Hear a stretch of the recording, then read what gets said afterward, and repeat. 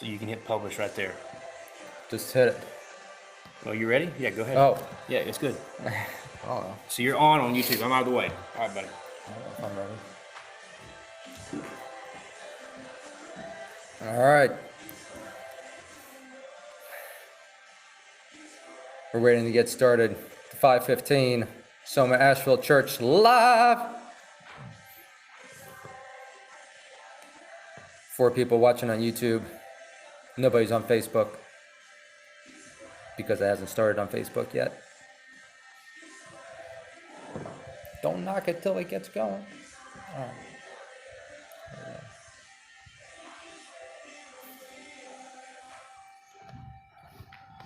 All right. Coming to you live, Facebook, YouTube live from Soma Asheville Church here in the upstairs of Calvary Baptist Church in Asheville, North Carolina. Live technology. All of a sudden, all these small churches became televangelists overnight. Well, we won't ask you for money tonight or anything else. Got no shows, just a little straightforward Bible study in the book of Ruth, chapter 3, verses 1 to 18, the whole chapter. Got some music in the background. Just feel yourself relax. Get to worship the Lord tonight. Thank you for being with us. Thank you for coming out, for tuning in. Okay, I actually see that Facebook Live is not live. So those of you on YouTube, sorry, we're going to have to edit this first couple minutes out to catch up with Facebook Live. So, here we go. I got to press the button. Technological learning curves. Here we are. 3, 2, 1. And here we are. Soma Asheville Church, coming to you live from Calvary Baptist Church, upstairs, old youth room, it looks like, in Asheville, North Carolina. Thank you for tuning in with us tonight. We're glad you're here, you're with us. We hope you can worship Jesus more deeply as we study the book of Ruth tonight. All right, let's see, I got all these messages. Pardon my stumbling around this technology as phones and devices start buzzing and things pop up on the screens. Not quite used to it yet. So, my name is Robert Russo, and I am working with Pastor Tommy Rutledge tonight while he's in the other room watching and make sure I stay on track and praying for us. We're going to be looking at Ruth chapter 3, verses 1 to 18. This is we've been studying through the book of Ruth. For those of you that are not part of Soma Asheville Church or are tuning in tonight for the first time, we've been studying through the book of Ruth for the past few weeks now, and we'll continue for a few weeks after this. Right here, we are in this pivotal chapter, chapter 3. This is really like the meat of the book of Ruth.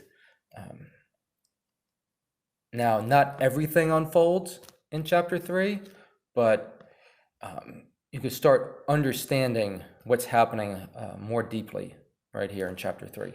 So, we have, hi, Peter, Schroeder's, Celeste. Good to see you. Beautiful wife, Jessie. Nice to see you. I'm glad y'all are tuning in. And I see that there's others out there on Facebook. Oh, somebody just dropped out.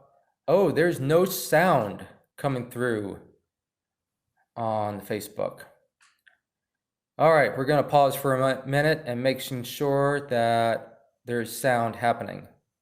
So, if you are on Facebook, I guess I would ask you if you could hear me, but you wouldn't be able to. So let me write into the comments.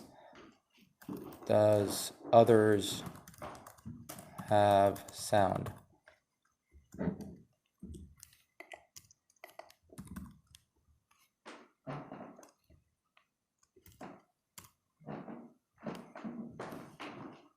Okay. Thor and Sarah have got it now. Where are we at? They said that they got it. Oh no. Oh, this is the little mouse. Hey, sir.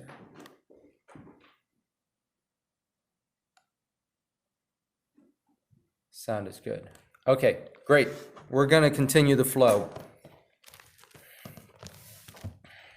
All right. So there is a lot in this chapter. We could really pick this apart verse by verse, minute detail, and just go on for a couple hours, or at least an hour tonight, just really mining the richness that's here. But we're not going to do that. I know some of y'all are trying to eat at this very moment and may have kids running around or have turned on a show for the kids. So we want to try to keep this till about 25 minutes tonight. That's my commitment to y'all. And so around 5:45, we should be wrapping this up. All right. Let's just read through the passage and then we'll get into it.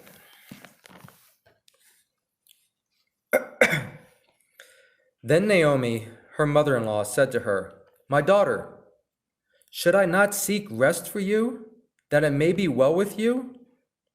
Is not Boaz our relative, with whose young women you were with? See, he is winnowing barley tonight at the threshing floor. Wash therefore and anoint yourself, and put on your cloak and go down to the threshing floor. But do not make yourself known to the man until he has finished eating and drinking. But when he lies down, observe the place where he lies. Then go and uncover his feet and lie down, and he will tell you what to do." And she replied, "All that you say, I will do." We're just going to stop there and take this first chunk. See, chapter 3 is divided really into two main parts. You could say 3 parts because there's a section at the end where Ruth goes back to Naomi, but Naomi is Ruth's mother-in-law. And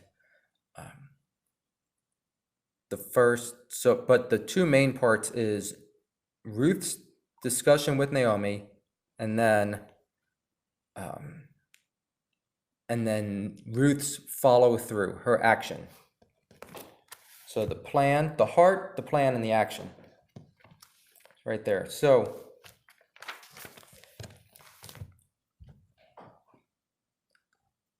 just like the book of Isaiah, the book of Ruth is a prophetic love story. It's pointing to the greater love story that God has with us through Jesus.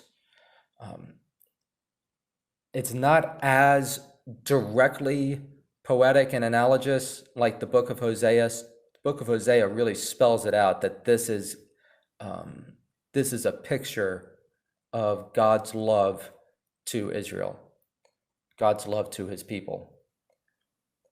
But the book of Ruth, it's not as clear about that. So I hope tonight that as we get in here, we can start seeing God's Hesed love, the theme that we're seeing throughout this book, really be poured throughout the chapter, and be able to see how the book of Ruth is such a profound love story, prophetic, that's a mouthful, profound prophetic love story, pointing to God, pointing to Jesus as our Redeemer. So let's make this short and to the point. Verse 1, chapter 3, verse 1. You see Naomi's heart here.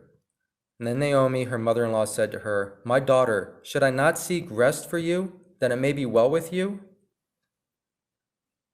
This is Naomi's heart that we saw right away at the beginning in chapter 1.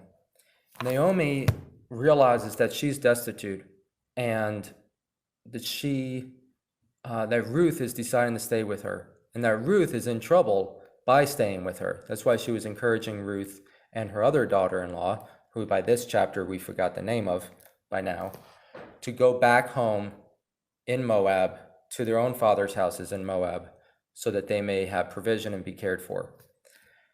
But Ruth has decided to stay with Naomi.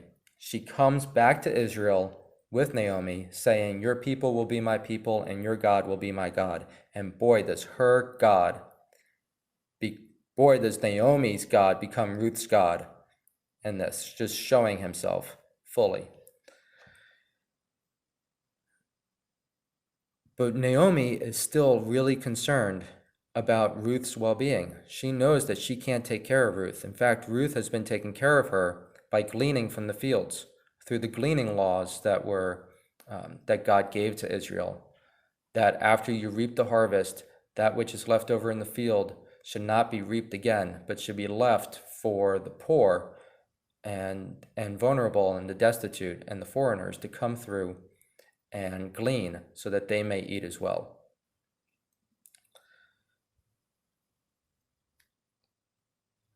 So Ruth has been caring for Naomi, and Naomi knows that she has nothing that she could give back to Ruth. Naomi says to her, my daughter, should I not seek rest for you, that it may be well with you? Like, you have been working hard, and I care about you, and I want to make sure you're cared for. This is example 1 of God's hesed love being shown through Naomi to Ruth now. It's, I care about your well-being. I care about your shalom. I care about your rest. God eventually will say, I care about the rest for your soul, the rest for your troubled spirit. We want to invite you to enter into that rest through Jesus. That comes later. It's explained more in the book of Hebrews. But Naomi is not concerned about herself. It's a self-giving love. It's a steadfast compassion, steadfast love and mercy that's self-giving, self-sacrificing, and caring for Ruth. So that's the heart. And now the plan. Look, Boaz is our relative. See, he is winnowing tonight at the threshing floor. She puts on this whole plan.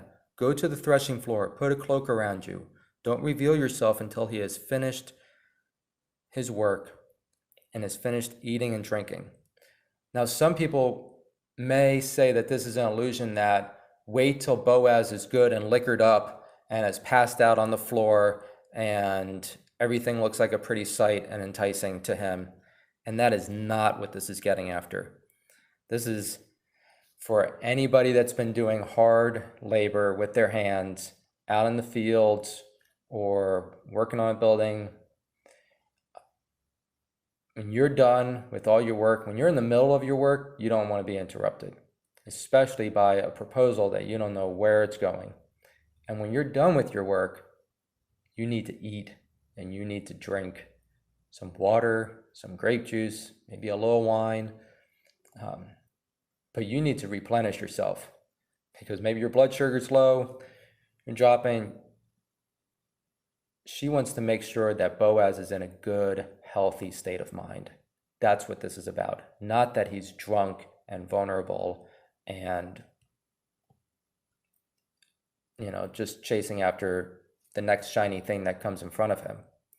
This is, he's in a good, healthy state of mind, and he's just counted his grain and he knows what he has. He's not worried.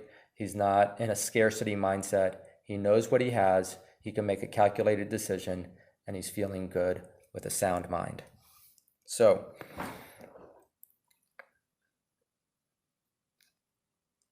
she says, wash yourself and go and anoint yourself and put on your cloak and go to the threshing floor. We want to see that this is a poetic backdrop that God has set up here. Really, in this situation, we got to recognize the sovereignty of God moving throughout this whole situation. He's moving by bringing people that were outside of Israel, the Gentiles. He said that the forming of the nation of Israel was so that others may be blessed through them, right? Like he blessed Abraham and said, I'm blessing you to be a blessing to others. When the prophets continue to speak to Israel, when they become too self-focused on their own nation, and this comes up in the Old Testament and in the New Testament. Jesus brings it back, comes in the apostles. Paul reiterates it as well, that the forming of the nation of Israel so that it would be a witness to the surrounding nations about the character, nature, and goodness of God, goodness of Yahweh. So we see God's hand in helping bring somebody, Ruth, from outside of Israel, from Moab, who is one of the hated nations of Israel, right? The Israelites despised the Moabites. There's a lot of history there. We won't get into it. Read your Bible. And then they bring him, he brings her, a Moabitess, into Israel. They have this family relationship with Naomi. And now he's led Ruth to go into Boaz's field, where he's generous, with a generous heart, taking care of her, and coming on over to and helping provide for her and Naomi.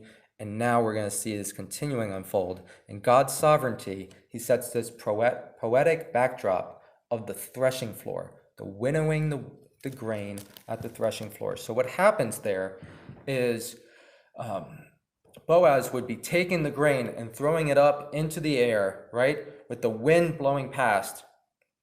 So the wind is blowing through the room, and this grain has been dried already. It's not freshly harvested. It's been dried. It's blowing through the room, and the wind's blowing through the room, and all the dry, leafy parts, all the chaff from the grain gets blown away, and because it's lighter, and the heavier seed, the heavier good grain remains. The good grain remains. That's what we want to kind of little theme through it. The good grain remains, drops to the floor, and that's what's left.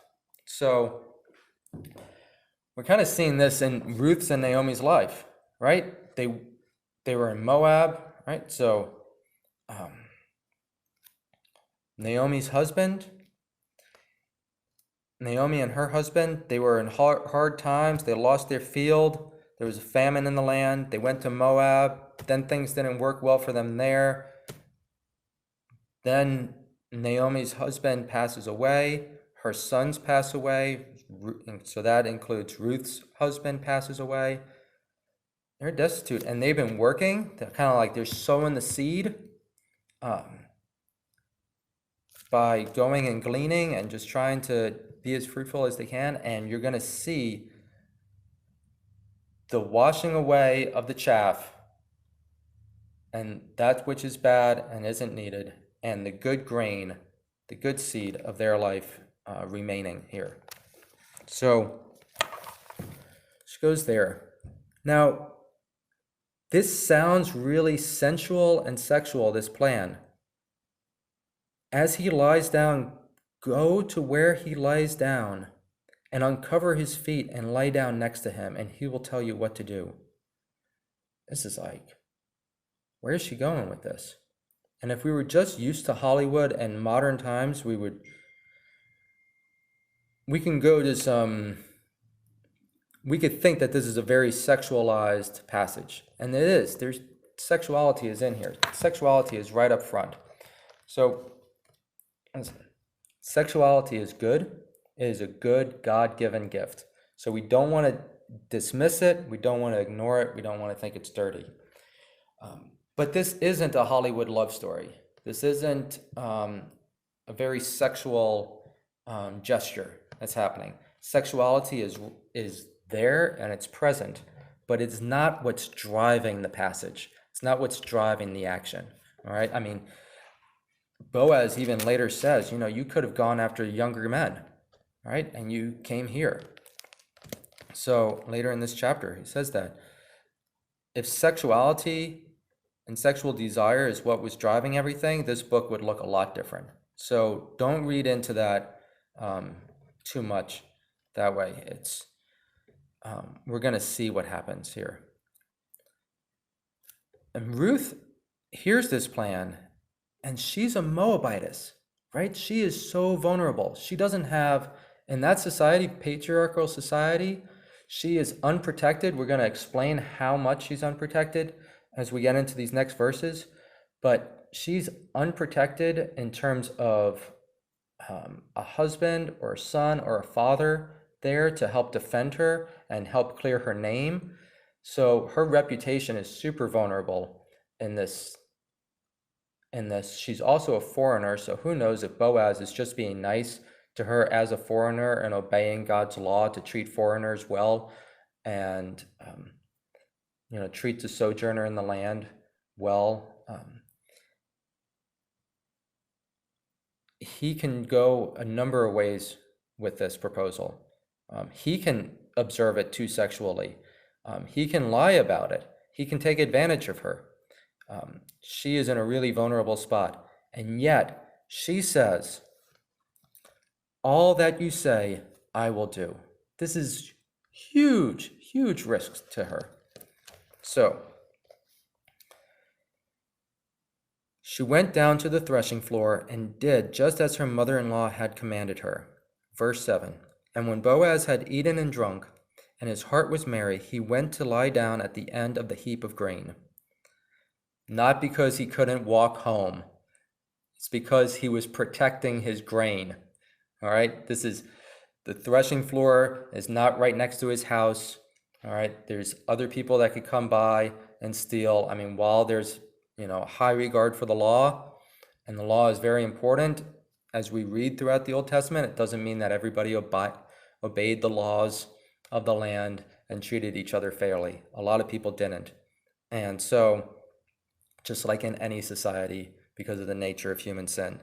So Boaz lay down at the end of his heap of grain to protect his harvest. Then she came softly and uncovered his feet and lay down.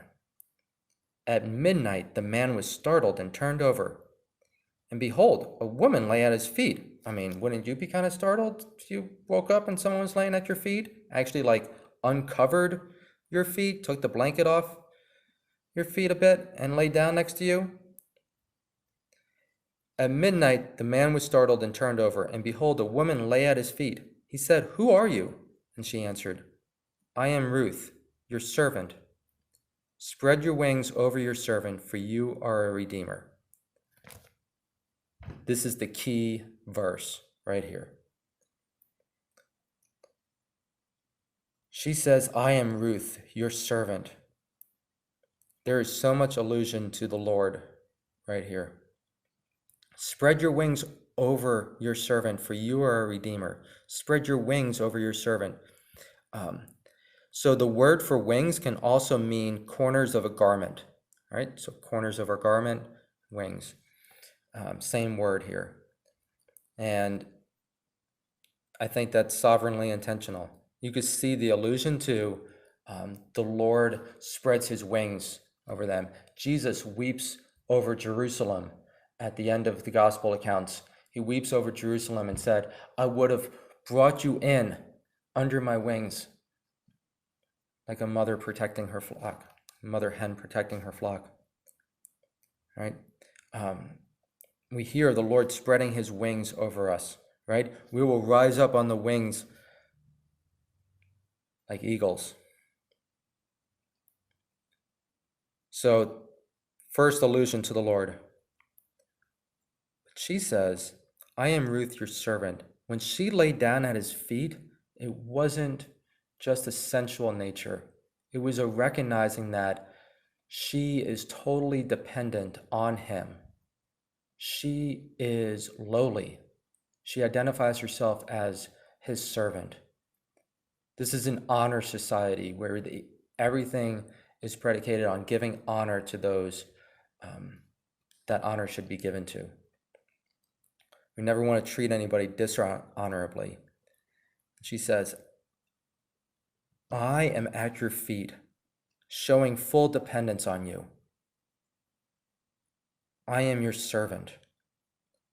We see this later in the gospel accounts, in two different accounts, where a woman comes and washes Jesus's feet and dries them with her hair. And then also another woman anoints his feet with oil. So this is coming to Jesus. She's coming to Jesus at his feet, saying, I am totally dependent on you as my Redeemer.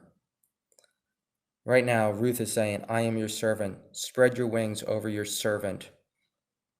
I am dependent on you, for you are a Redeemer. And he knows what's happening. He gets it. I mean, he doesn't get it about Jesus yet, but he gets it. He says, may you be blessed by the Lord, my daughter. My daughter shows that he's older than her. You have made this last kindness, this act of kindness, greater than the first act, and that you have not gone after young men, whether poor or rich. Right? Like you, I see that you are acting with integrity. And now, my daughter, do not fear, for I will do all that you ask.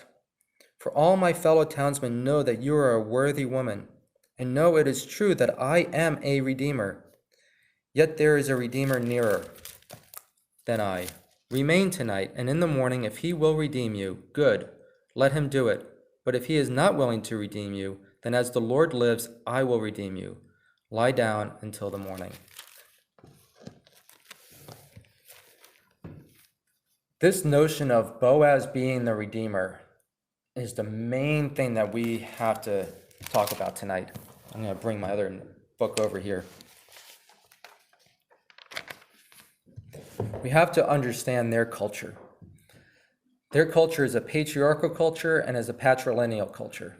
And it doesn't mean that we have to emulate their culture in every way, but we need to understand it. Well, we need to understand the heart of it. We need to understand why their laws are the way their laws are. There's a coming out of a really tribal society, and they're still in a tribal society, but they were coming out of a pagan tribal society, and God is in the work of forming them, continuing to form the nation of Israel. And he forms them first through their laws, but he also has them organized in tribes, right? The 12 tribes of Israel, 12 tribes of Israel. So in their law, you could see in Leviticus 25 and in Deuteronomy 25, there's laws of redemption, right? And Leviticus 25 is talking about redeeming people that have become poor upon hardship. Actually, it doesn't even say why they became poor. It doesn't have to be hardship. We might not need to justify it, right? Maybe it was their own ignorance, their own bad choice, but they became poor and needy. And so it's about redeeming the people and about redeeming land as well that was sold because of people's poverty.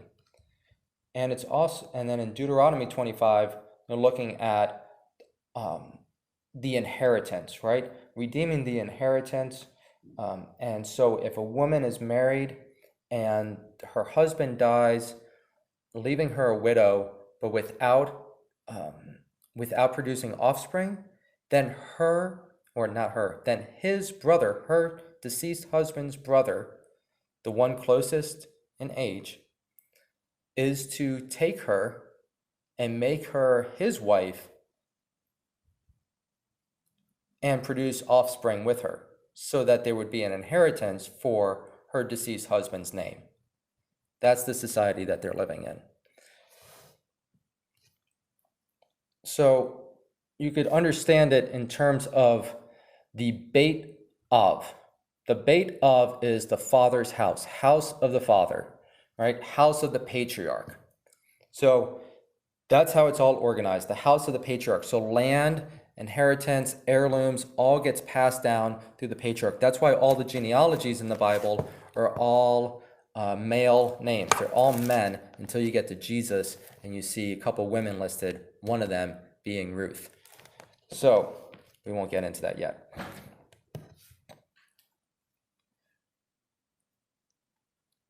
So the father's house, being of the father's house, was everything. Naomi and Ruth are extremely vulnerable. I'm going to go over that 545 time and go to 550. Naomi and Ruth are extremely vulnerable right now. They are outside of the father's house. The patriarch, Elimelech, has passed away. Naomi's sons, who would then be the new patriarch, would rule the household, have passed away. Ruth is a foreigner. She's a foreigner from a hated country. So she's of the hated ethnicity.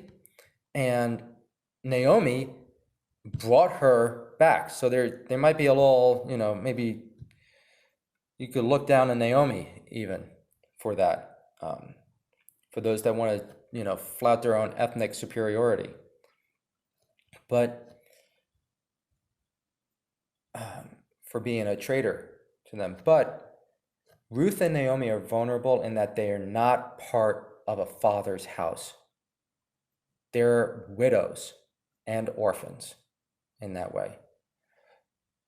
God made the law in Deuteronomy and Leviticus, the Mosaic law, that specifically mentions taking care of the widows and the orphans because they become the most vulnerable, because they become outside of the Father's house. The Father's house is where you get your identity, protection, provision, and inheritance.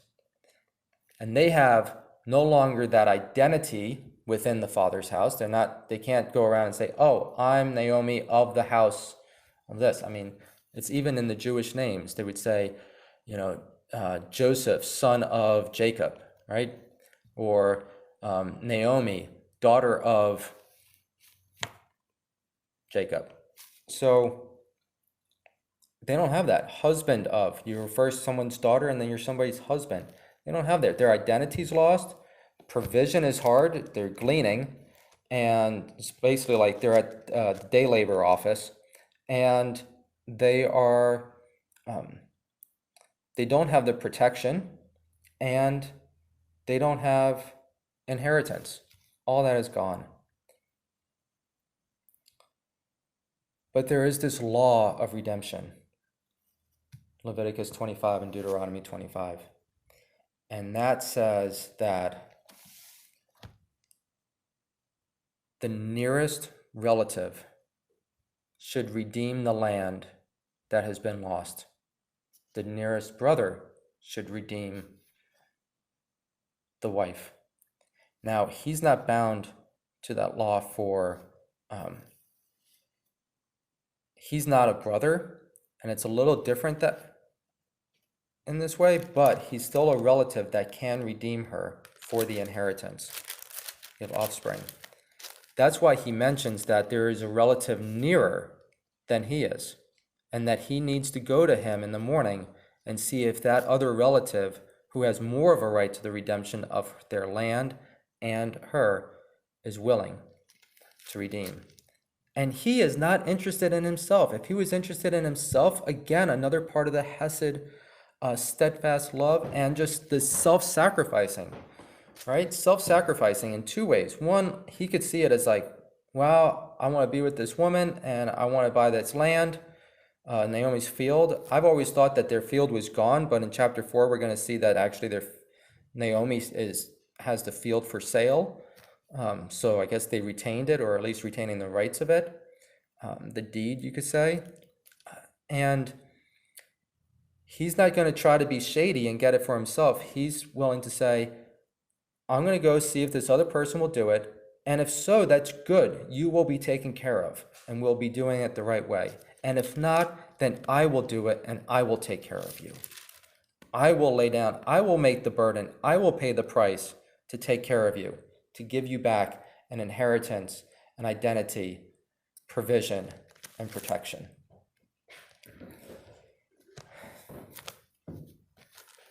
This is the gospel. God's sovereignty wrote the law. And the law, yes, reveals our sin, but it also, in this beautiful way, God made this law to show who he is. We would not truly understand it when we hear in the New Testament that Jesus came to redeem us. And Jesus is our redemption, unless we really understood the redemption laws of ancient Israel. Listen here. We can cheapen redemption. We know it's that, okay, when stuff is bad and it gets turned around for good, the situation's been redeemed. We know that. We know that we could pay the price to make something better.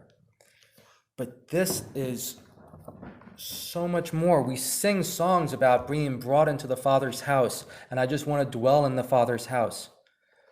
You see, when we, as humankind, we used to dwell with the Father in the Garden of Eden. But Adam and Eve sinned and broke that and got cast out of Eden. And we, the humankind, have been outside of the Father's house ever since. We're constantly searching to be grounded in our identity. Our protection seems loose and not secure a lot of times in this world, in a fallen world. We need provision. God said, you will eat by the work and the toil of the soil, right? And the sweat of your brow, right? So our provision's not secured. And our inheritance is continued to a fallen world or nothing.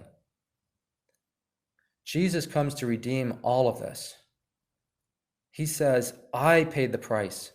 I paid the price with my life. I will redeem you with my blood, so that you can have your identity back as a son of the Father. You can be protected by the Father forever. The enemy, no scheme can stand against you. No scheme or plot of the enemy can stand against you. For I protect you now. We have provision from the Father. Father has a cattle on 1,000 hills. The earth is the Lord's and all therein, the people and all the world. Psalm 8.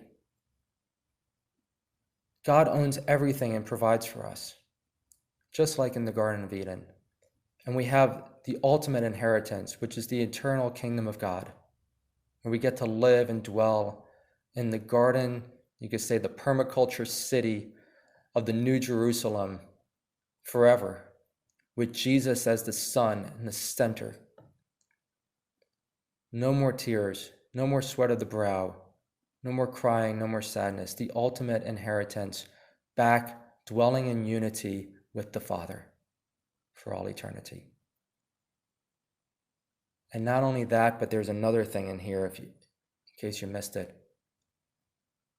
Romans 8 talks about it, where when we sinned, not only were we entered into death and were cast out of the garden, but the earth was subjected to corruption. But it was subjected to corruption in hope of redemption, in the revealing of the sons of God, the sons and daughters of God. This is God redeems us and redeems the land. In his law, he doesn't have just the redemption of people, but the redemption of the land. And you see right here, and we're going to see more in chapter 4, Boaz talks to the other relative about the redemption of the land and of Ruth, and therefore also Naomi. The land and the people. God's here to redeem the whole earth and us. Praise be to God. If you can wrap your mind around that, maybe we can meditate on that through this time of, for many of us, a forced Sabbath. For those of us that are essential workers and still working out there, just taking the time to pause and really meditate on it. God redeems all of us and all of it. Our identity, our protection, our provision, and our inheritance, and redeems his good earth that was subjected to corruption, but is still my Father's world, and he cares for it. So, praise be to God. Amen.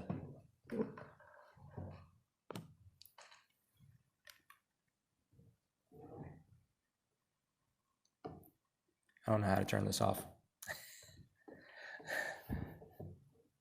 I definitely don't know how to turn YouTube off.